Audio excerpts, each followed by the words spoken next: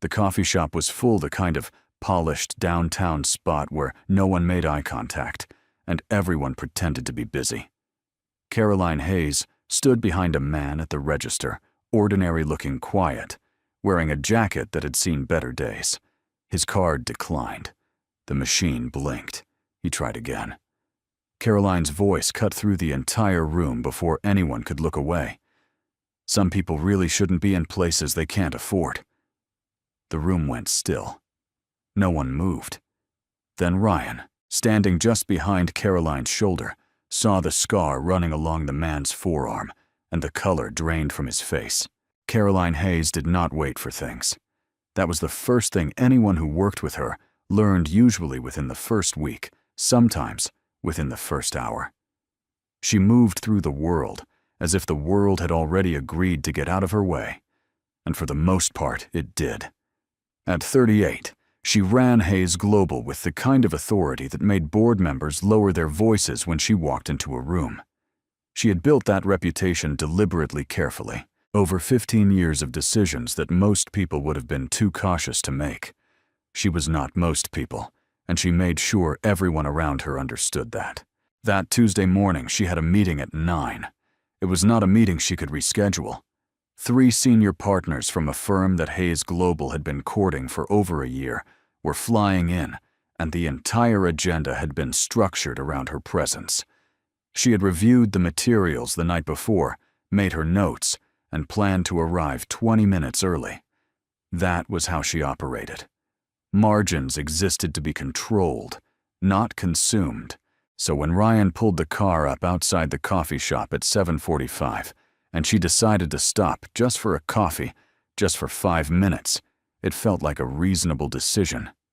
It was not. The shop was called Meridian. It was the kind of place that charged $9 for a single cup and decorated its walls with framed photographs of coffee farms in countries most of its customers had never visited. Caroline had been there twice before. She liked the espresso and the fact that the staff moved quickly. She walked in, got in line, and checked her phone. There were 4 new emails. She answered 3 of them before she even reached the counter. The man in front of her had been there when she arrived. He was ordering something simple, a medium coffee black, and he had already been at the register for what felt to Caroline like an unreasonable amount of time. She noticed his jacket first. It was clean, but worn at the cuffs, the kind of thing a person wore because it still worked, not because it was new. His shoes were practical rather than expensive.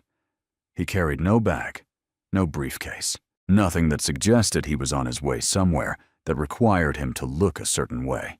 His name was Jack Sullivan. He was 40 years old, and he had been awake since 5 in the morning because the overnight shift at the warehouse where he worked 3 days a week ended at 4:30. He had stopped at Meridian, not because it was his usual kind of place, but because it was close to the bus stop, and he had a second job that started at 9, and the coffee at the gas station 2 blocks down had been sold out. He had ordered a medium black coffee and handed over his card. The machine had processed for 3 seconds, then displayed a message he did not immediately understand.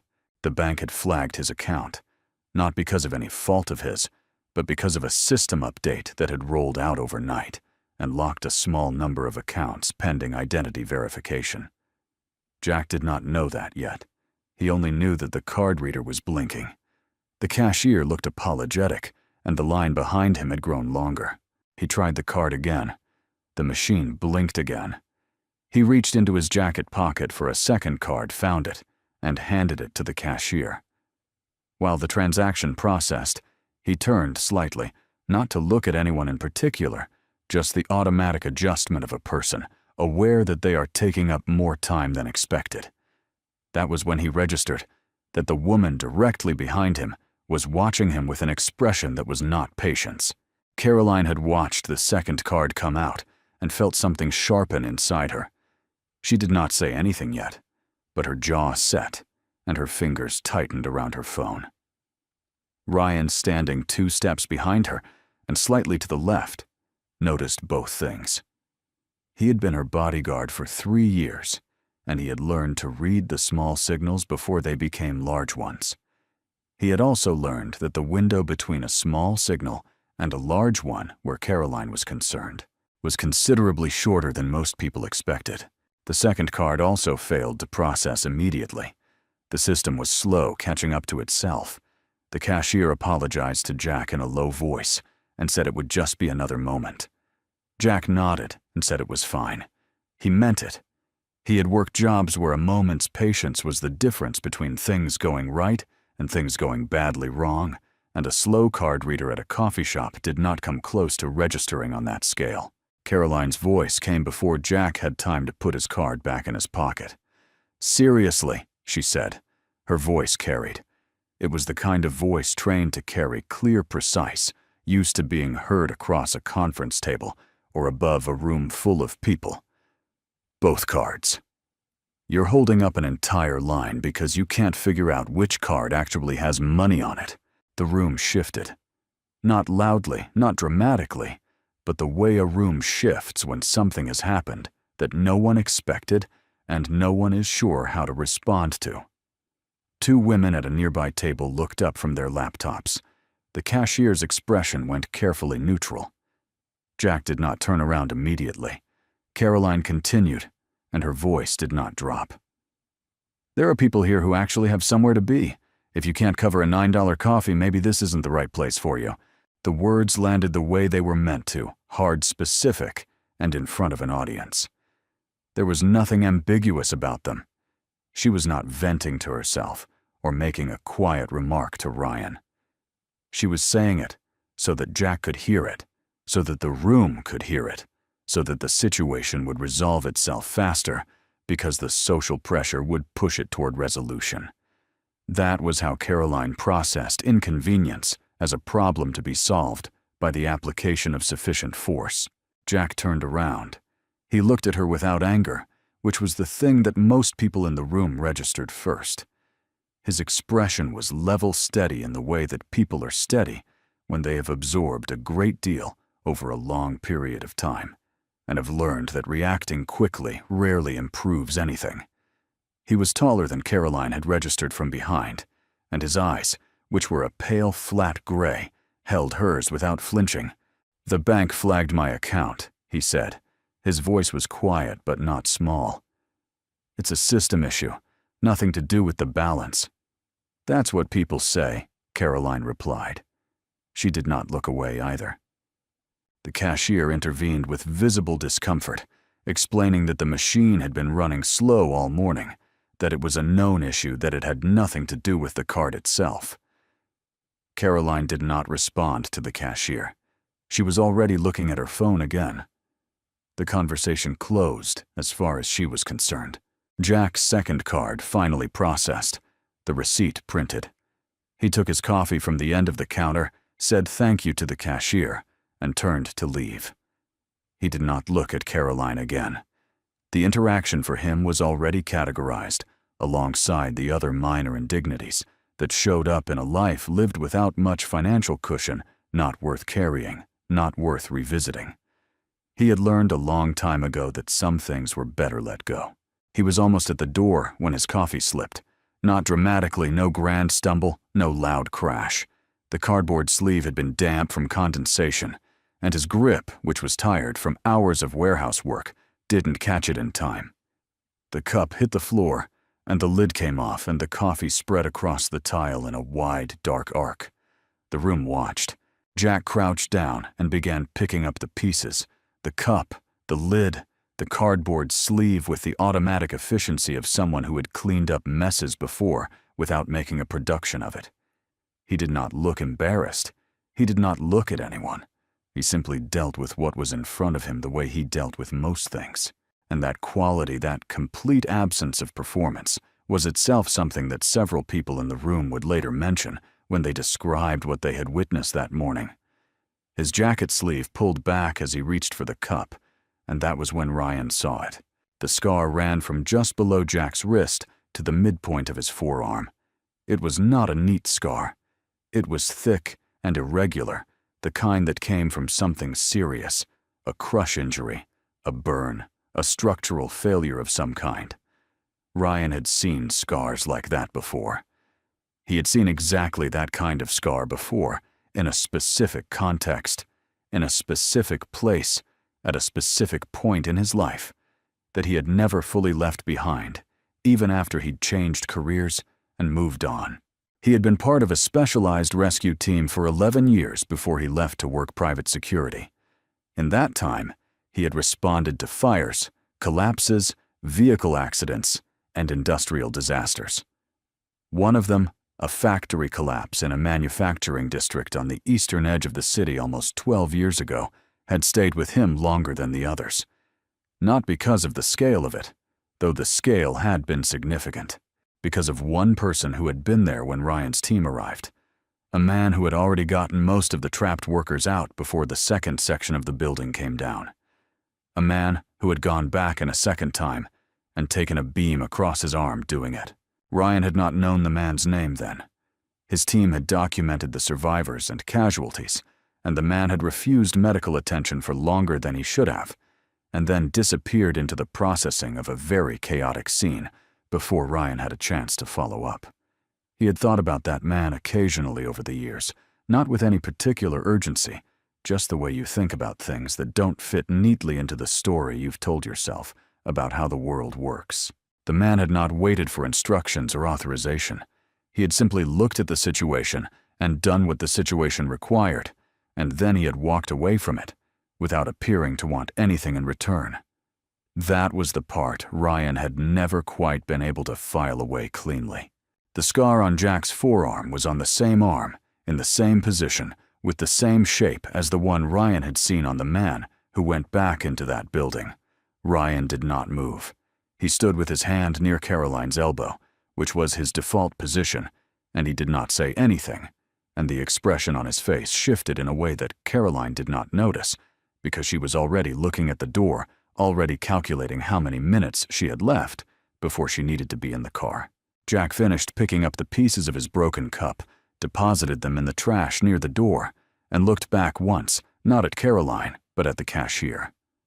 "Sorry about the mess," he said.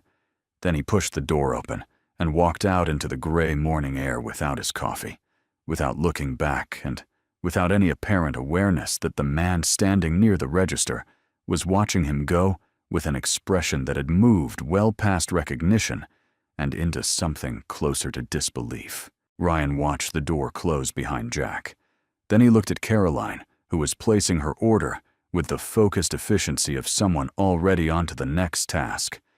He said nothing. He filed the information away the way he had been trained to do with things that needed to be verified before they were acted on. But his hands, which were usually very still, were not entirely still anymore. And when he followed Caroline out to the car 7 minutes later, he sat in the front seat and did not make conversation, which Caroline did not notice because she was on a call, and the city moved past the windows, and somewhere out on the street, a man with a scarred forearm was walking toward a bus stop, with no coffee and no particular expression on his face, as if the morning had gone exactly as expected. Back inside Meridian, at a corner table near the window, a young woman had her phone out. She had been filming since Caroline's voice first cut across the room. The video was 43 seconds long. It showed everything clearly: the words, the tone, the audience, and Jack's quiet response. She uploaded it before Caroline's car had reached the end of the block. By the time Caroline walked into her 9 o'clock meeting and shook hands with 3 senior partners who had flown in from out of state, the video had been viewed 11,000 times. She did not know that yet. She was focused on the meeting. Margins existed to be controlled. She was very good at that, until she wasn't. The meeting ran until 11:30. Caroline walked out of the conference room with a signed letter of intent and the particular satisfaction of a person who had executed exactly what they came to do. The 3 partners had been cautious at first, the way people are cautious when they are about to commit a significant amount of money to something. But by the second hour, she had moved them past caution and into certainty, which was where she needed them. She rode the elevator down to the lobby with her phone already out, already moving to the next item. Ryan was waiting near the building entrance. He had the car ready and the door open before she reached the glass doors, which was normal. What wasn't normal was the way he was standing slightly forward. Weight shifted the posture of someone holding something they needed to say. In 3 years, Caroline had learned to read that posture. It meant the information was not small. "There's a video," he said as she reached him. Caroline got into the car. "Of what?" Ryan got in on the other side and pulled up his phone. He handed it to her without explanation. The video was 43 seconds. She watched it once, handed the phone back, and looked out the window. "Someone filmed it," she said. "It's been shared around 200,000 times in the last 4 hours, Ryan replied. "It's on 3 major platforms. 2 news aggregators have picked it up." Caroline's jaw tightened slightly, but she did not react beyond that. She had navigated press situations before. There was a process, legal reviewed it, communications drafted a response, and the story was given context or allowed to cycle out on its own. She had done this before with things that were objectively more serious than a recorded argument at a coffee shop. She told Ryan to call Marcus in communications and set up a briefing for 2 o'clock. Ryan said he would. Then he said, "I need to talk to you about the man." Before the briefing, Caroline turned to look at him. In 3 years, Ryan Cole had never used that particular tone with her, not urgent, not alarmed, but the tone of someone who had been sitting with information long enough that it had changed shape on them. She recognized it as significant not because of what he said, but because of how carefully he was choosing his words. "The man from the coffee shop," he said. "Jack Sullivan. You know his name. I ran him after we left." Ryan kept his eyes on the road. "I had a reason. The scar." He told her about it then, not quickly, and not with the compressed efficiency he used when briefing her on security matters. He told her about his 11 years on the rescue team, about the kinds of calls that stayed with you after you left the job, and about the factory collapse almost 12 years ago that had stayed with him more than most. He told her about arriving on scene and finding that the situation was already partially resolved, that someone had gotten to the upper floors before his team did, had moved workers toward the exit points, had done the thing that the building's own emergency protocols were supposed to do and had failed to do. He told her about the man his team had seen in the east stairwell, moving in the direction of the remaining workers, when every instinct should have been telling him to move the other way. He told her about the secondary collapse, and about the beam, and about the arm. Caroline listened without interrupting. "When I saw the scar this morning," Ryan continued, "I didn't say anything because I wasn't certain. You can't be certain from a scar, but I couldn't set it aside either. So when we got to the meeting, I used some old contacts to pull the incident file." He had reached out to 2 former colleagues still working in the city's emergency services division, men who trusted him from shared years on difficult calls. The file had taken 40 minutes to surface. What it contained had taken him considerably longer to process. A textile manufacturing facility on the eastern edge of the financial district had partially collapsed during a shift change almost 12 years ago. 31 workers had been inside. 28 had gotten out. 2 had not survived. The official report filed by the facility's operations director credited the evacuation to the building's emergency protocols and the rapid response of the city's rescue teams.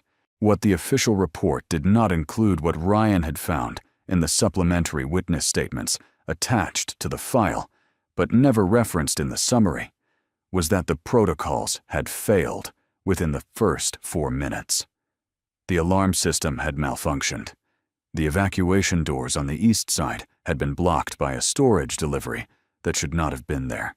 The workers on the upper floor had been effectively stranded until a man who had arrived that morning for a routine maintenance call had begun moving them out manually, without equipment, without authorization, and without waiting for anyone to tell him it was his responsibility.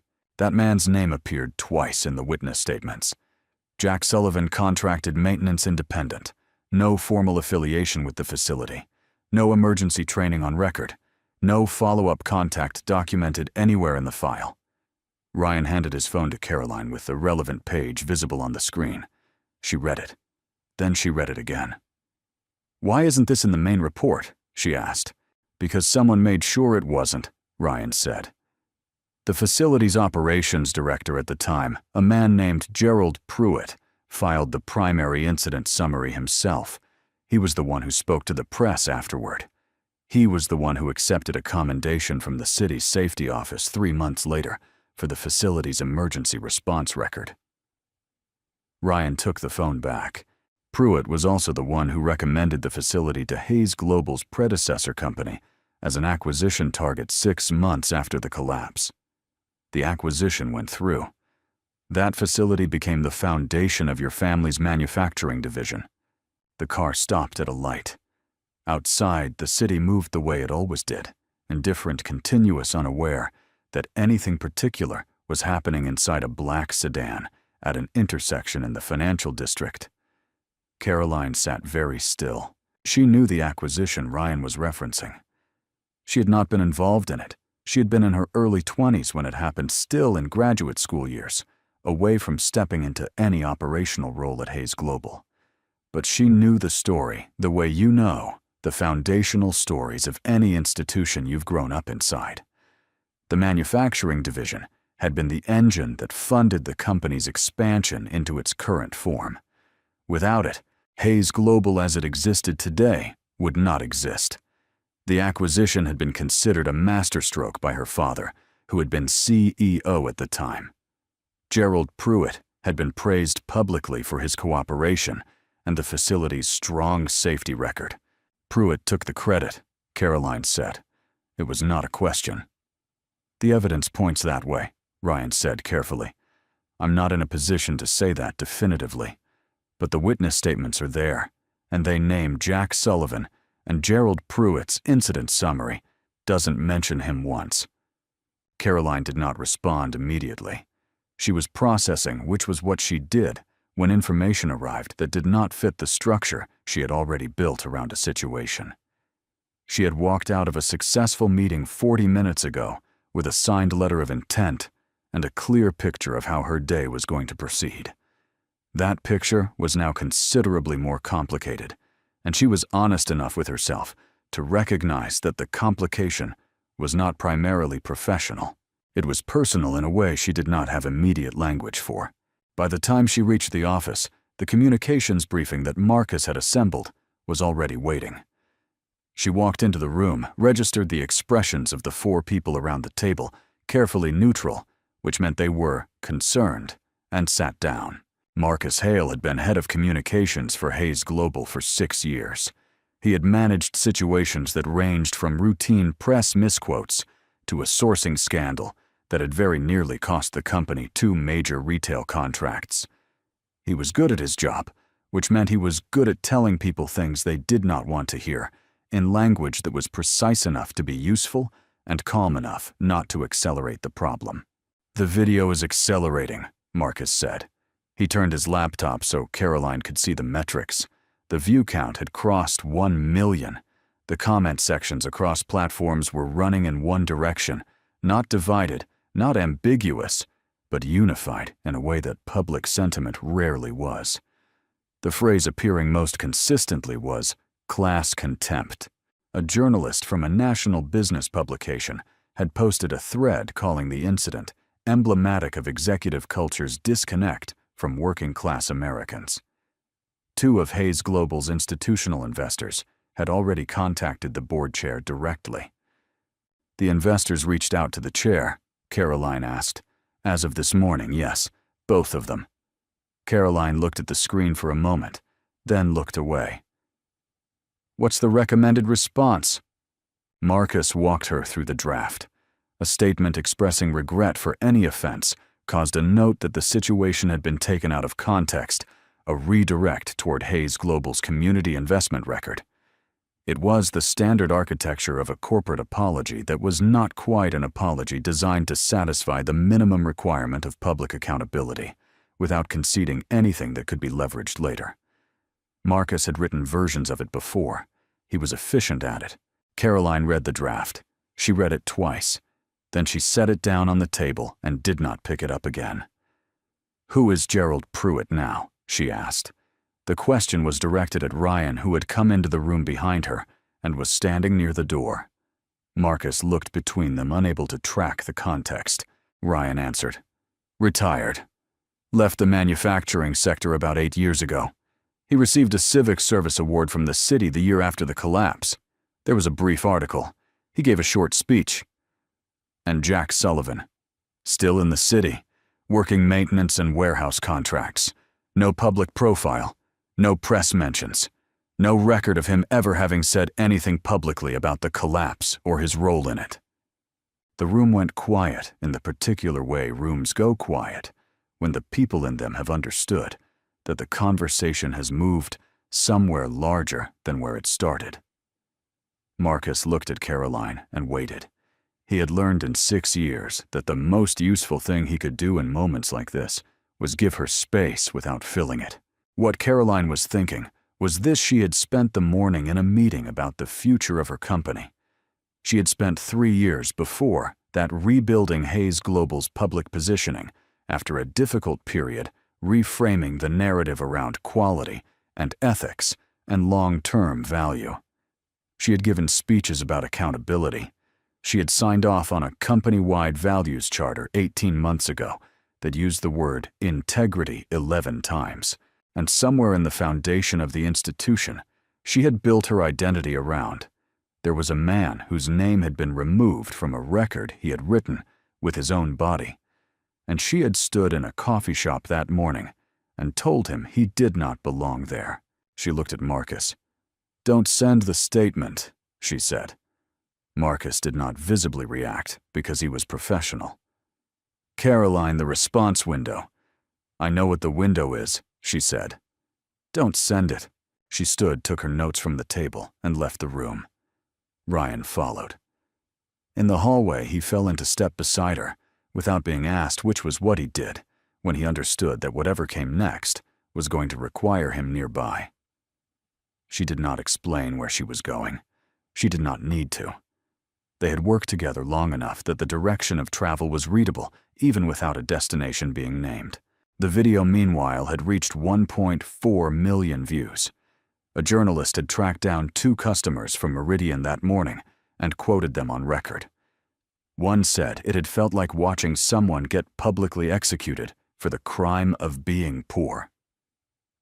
A second news outlet had surfaced Ryan's rescue service history through a public records request and noticed his name in the factory collapse report. They had not yet connected that to Jack Sullivan, but they were close, and the distance was narrowing by the hour.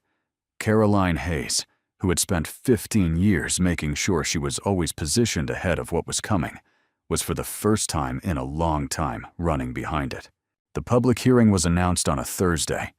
It was not a government proceeding, no subpoenas, no legal compulsion, but it carried the weight of one because it had been called by the city's Labor and Workplace Safety Commission in response to what the commission chair described as newly surfaced evidence suggesting material misrepresentation in the official record of a significant industrial incident. The language was careful and bureaucratic, which was the language of institutions that wanted to act without appearing to rush. But the intent was clear.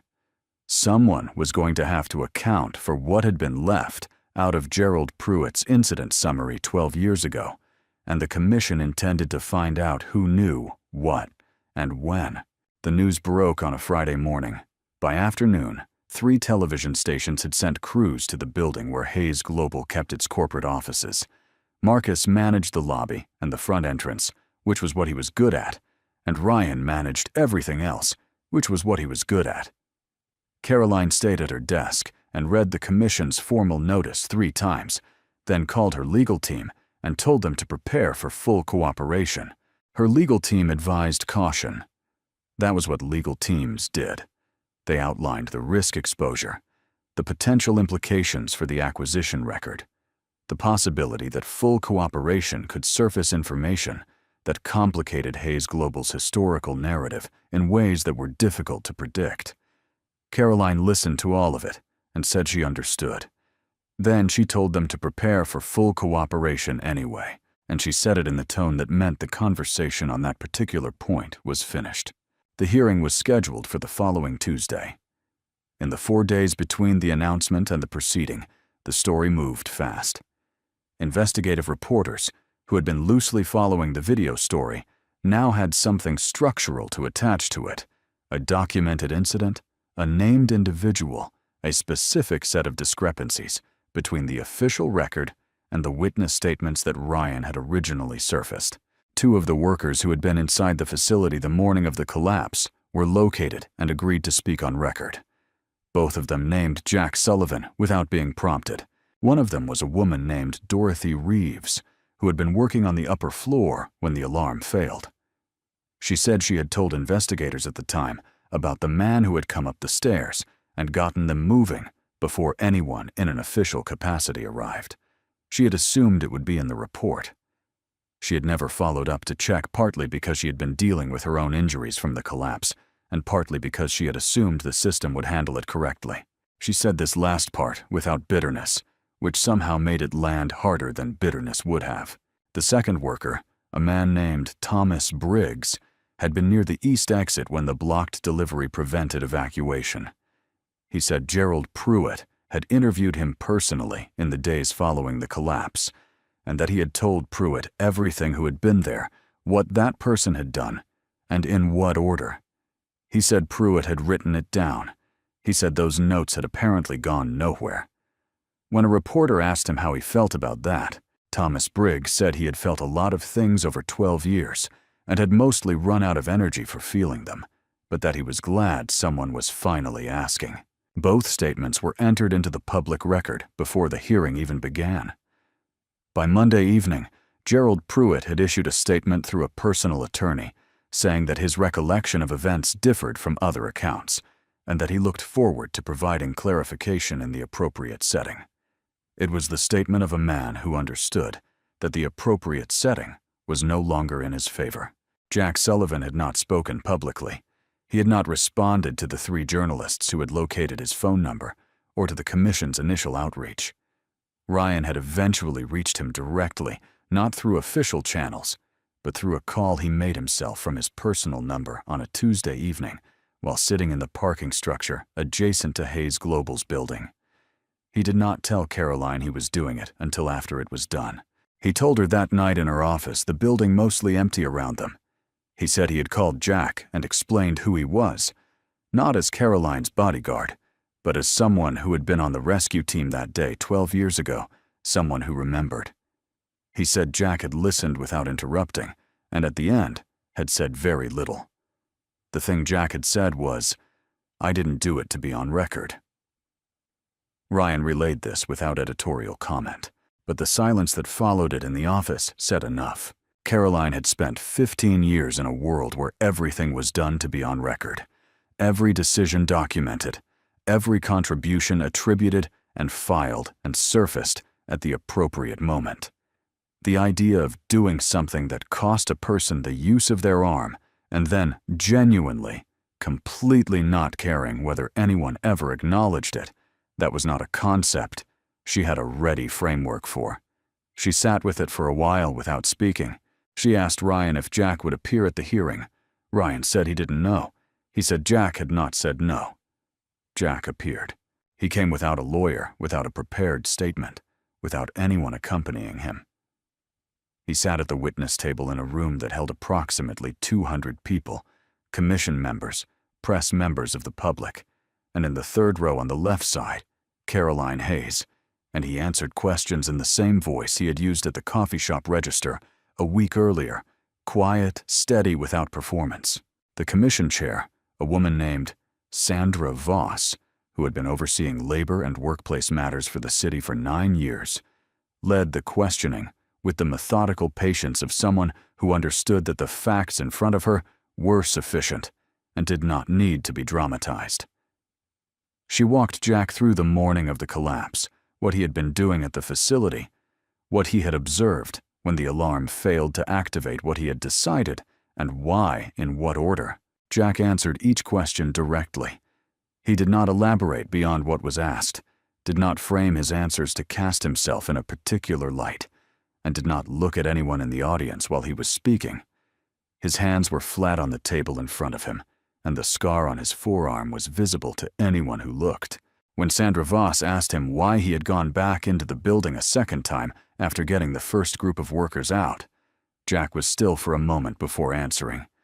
Then he said, "There were still people in there." He said it as if it were the only reasonable explanation available, which to him it was.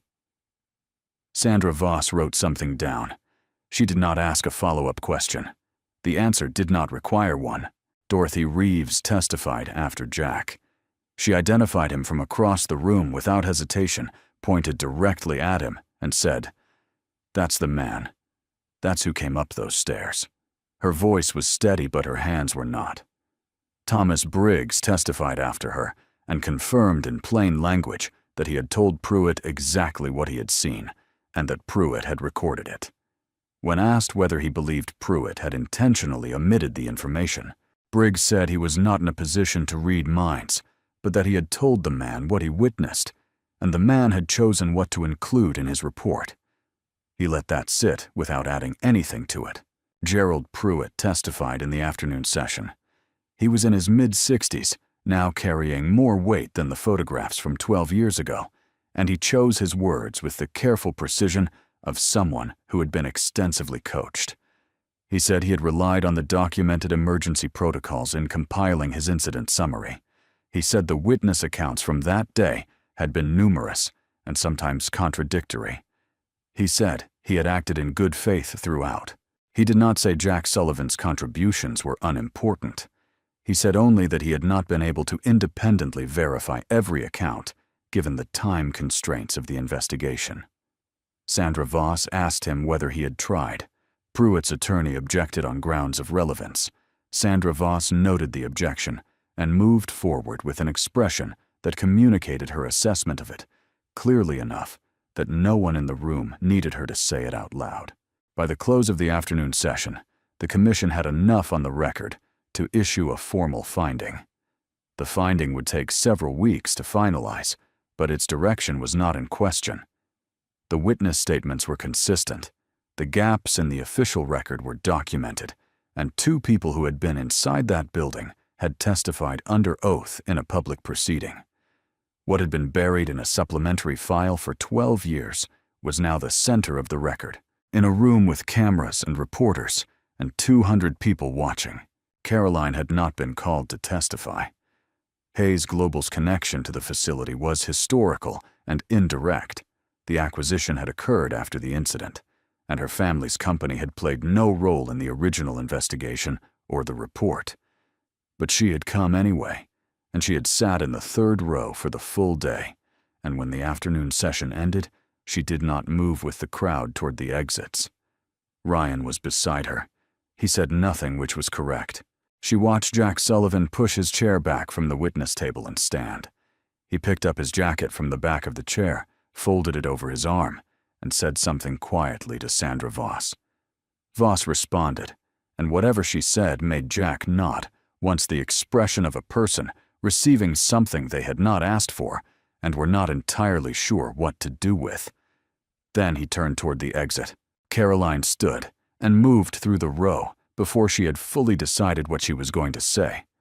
Ryan followed at a distance. Jack saw her coming and did not change his expression, but he stopped and weighted jacket over his arm with the stillness of someone who had learned a long time ago not to read a situation before it had finished presenting itself. She stopped in front of him. The room was still moving around them, people leaving, staff collecting documents, a camera crew repositioning near the door. "I was wrong," she said. "In the coffee shop last week, I had no basis for what I said, and I said it anyway. And I made sure it was loud enough to land in front of an audience. That was deliberate, and it was wrong." She did not qualify it or redirect it. She let it stand as what it was. Jack looked at her for a moment. Then he said, "I know." Not as a rebuke and not as forgiveness, as a statement of fact, which was how he seemed to handle most things. Caroline said, "Hayes Global is establishing a fund for workers affected by industrial accidents, specifically cases where the official record failed them, where contributions went undocumented or were improperly attributed. Ryan has already identified several existing cases. We're starting there. She said it without the cadence of a press release, without the framing she used in boardrooms. I'm not telling you this because I think it changes what happened. I'm telling you because it's what we're doing. Jack considered it. That's a good thing to do, he said. It was not warm. It was not cold. It was the response of someone who evaluated things on whether they were useful and had concluded that this one was.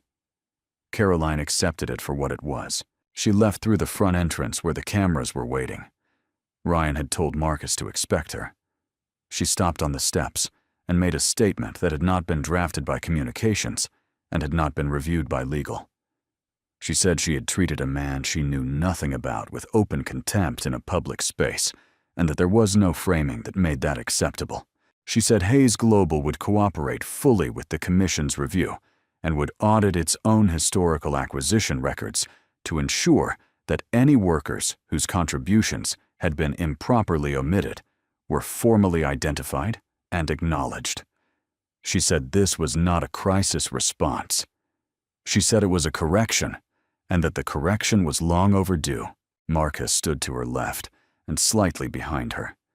He did not look as though he had anticipated any of this. He did not look displeased. He looked like a man recalibrating in real time, which was also something he was good at. The board convened 2 days later.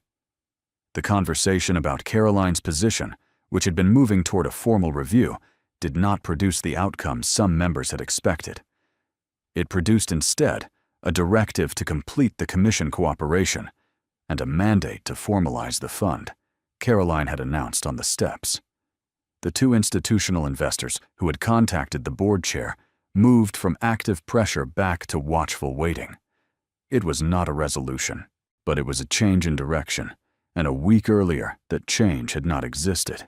Jack Sullivan was back at work the morning after the hearing.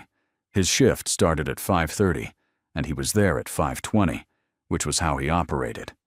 He worked a logistics facility in the south part of the city, not far from where the textile factory had stood before. It was demolished sometime in the late 2000s and replaced with a parking structure. He did not think about the hearing while he worked. He thought about what was in front of him, because that was what required thinking about, and the work did not do itself. Mid-morning, he reached up to check a fitting on an upper shelf in the loading bay. His sleeve pulled back. The scar caught the light. A co-worker nearby noticed it and almost said something, then reconsidered, because Jack's expression did not invite the conversation. It was not an unfriendly expression. It was simply the face of a man doing what he came to do, who had already set down everything else: the hearing room, the cameras, the woman who had stopped him on his way out in the place where he kept things that were finished.